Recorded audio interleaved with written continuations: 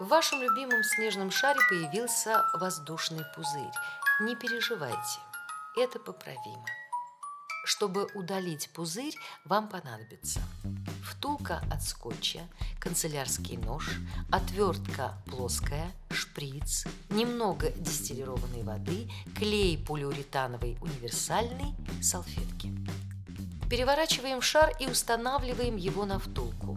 Отсоединяем дно. Винтики держат музыкальный механизм, их отвинчивать не нужно. Если подставка керамическая, проходим по периметру дна лезвием канцелярского ножа, после чего демонтируем дно при помощи отвертки.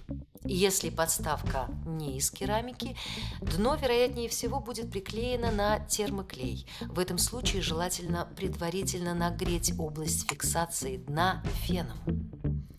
После того, как сняли дно, набираем в шприц дистиллированную воду и пока откладываем в сторону.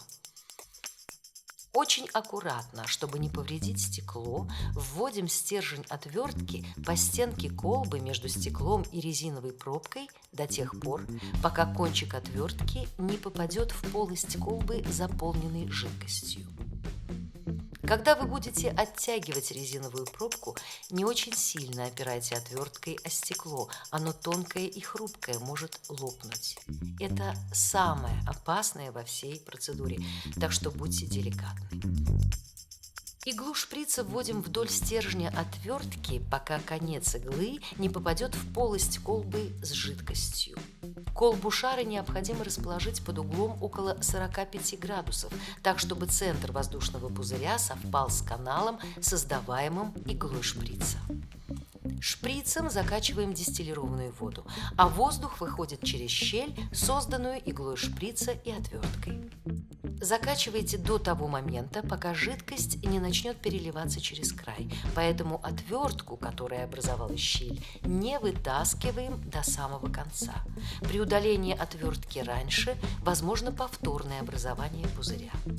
Когда жидкость уже переливается через край, не переставая давить на шприц и медленно закачивать воду, вытягивайте отвертку.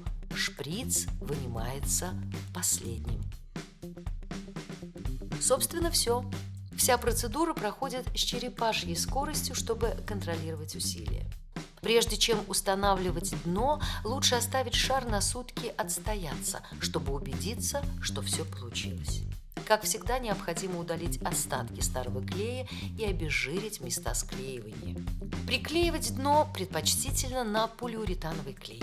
Если у вас есть термопистолет, то удобнее всего приклеивать дно термоклеем.